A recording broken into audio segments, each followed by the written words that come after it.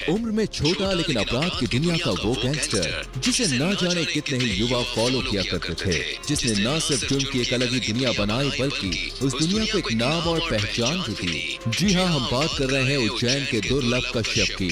कौन है ये दुर्लभ कश्यप और कैसे बना दुर्लभ छोटी सी उम्र में जुर्म की दुनिया का बेताज बादशाह और कैसे गई इस गैंगस्टर की जान? आज की इस वीडियो में हम आपको दुर्लभ कश्यप के बचपन से लेकर गैंगस्टर बनने तक की कहानी सुनाने वाले हैं, तो वीडियो को पूरा जरूर देखेगा। चलिए फिर शुरू करते हैं आज की वीडियो। उज्जैन के खतरनाक अपराधी ने 8 नवंबर 2000 को दुनिया में दस्तक दी। मध्य प्रदेश के उज्जैन के रहने वाले मनोज कश्यप और पद्मा के घर 8 नवंबर 2000 को एक बच्चे ने जन्म लिया।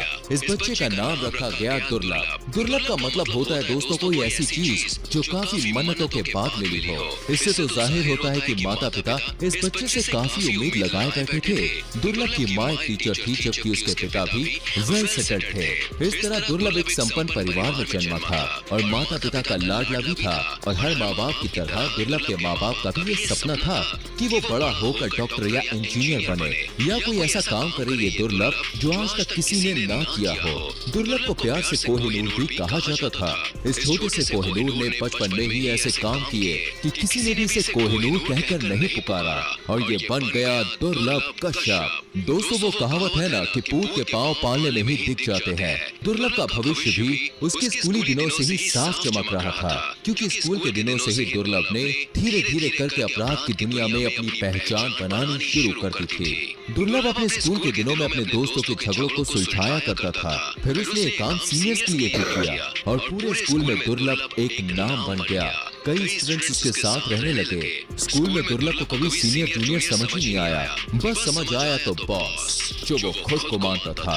धीरे धीरे झगड़े सुलझाना, दूसरों को धमकाना, ये काम उसने अपने सीनियर्स के लिए भी शुरू किया। पढ़ाई लिखाई से दूर अब दुर्लभ अपराध को ही अपना भविष्य बनाने को तैयार था।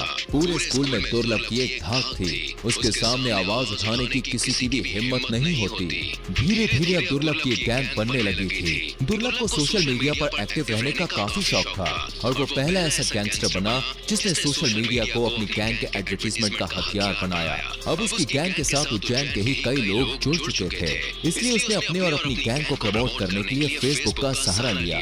और आपको यकीन नहीं होगा लेकिन दुर्लभ ने अपनी पहली पोस्ट फेसबुक पर की। इस पोस्ट में लिखा हुआ था कि अगर कोई आपको परेशान करता है या आप किसी से परेशान हैं तो आप हमारे पास आए। हम छोटे जरूर हैं लेकिन अपने काम में इतने बड़े हो चुके हैं कि आपकी मदद कर सकते हैं। दुर्लभ की इस पोस्ट ने उसे सुर्खियों में डाल दिया।